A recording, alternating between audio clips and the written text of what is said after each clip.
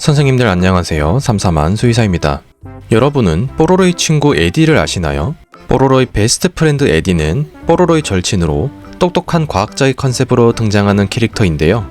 에디가 만든 기계들은 불량률이 낮고 고장이 잘 나지 않으며 기계들의 수리도 기가 막히게 잘 하는데요. 뽀로로처럼 사고 뭉치고 장난치기를 좋아하지만 귀여운 외모 덕분에 미워할 수 없는 캐릭터인데요. 과연 뽀로로의 에디는 어떤 특징을 가진 동물일지 수의사가 보는 동물 캐릭터들 지금 시작하겠습니다.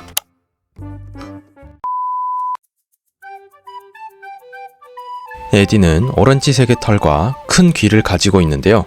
이러한 외형은 사막여우를 연상케 합니다. 실제로 에디는 공식적으로 사막여우라고 알려져 있는데요. 사막여우는 아프리카 북부의 사막지대에서 서식하는 동물로 몸 길이는 40cm에 귀 길이는 무려 12cm에 이른다고 하죠. 설치류, 새, 도마뱀, 곤충 등의 작은 동물들을 주로 먹고 산다고 하네요. 어떤가요? 에디와 사막여우 거의 똑같지 않나요?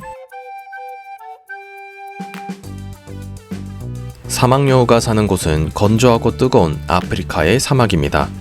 아프리카의 뜨거운 지역에서 살아남기 위해 사막여우는 귀가 큰 형태로 진화하였습니다. 사막여우의 큰 귀는 체내에 있는 열을 쉽게 발산하게 하여 40도가 넘는 더위도 잘 버틸 수 있게 도와줍니다. 그리고 사막의 밤은 상당히 추운데 이에 적응하기 위해서 발에도 털이 수북하게 자라 있습니다. 그런데 에디가 사는 곳은 눈이 쌓일 정도로 추운 얼음나라인데요. 문제는 이런 얼음나라에서는 에디의 큰 귀가 체내 열을 발산하여 저체온증을 유발할 수 있죠.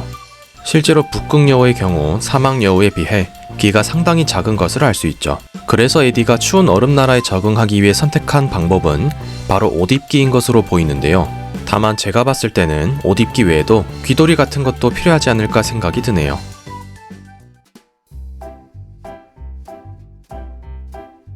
사막여우는 건조한 아프리카에서 적응하기 위해 신장의 기능이 진화하였습니다. 사막여우는 신장의 기능이 진화한 덕분에 오줌 농축 능력이 뛰어나 수분 재흡수의 효율이 매우 뛰어납니다. 즉 물을 조금만 먹어도 살아가는 데는 큰 문제가 없죠. 에디가 물을 마시는 모습을 보여주지만 평소에는 먹는 먹이에서도 충분한 수분 섭취가 가능할 것입니다.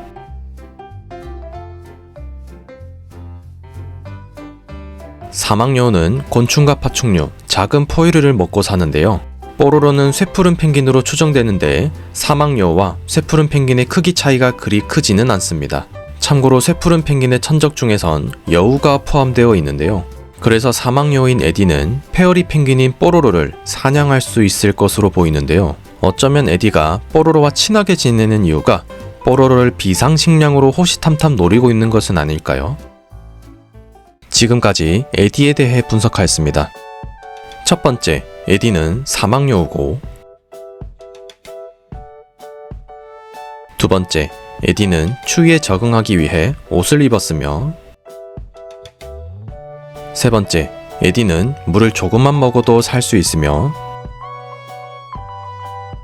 네 번째, 에디는 뽀로로를 호시탐탐 노리고 있다는 것이 제 결론이었습니다. 지금까지 시청해주셔서 감사하고 다음에도 재밌는 캐릭터 분석으로 찾아오겠습니다.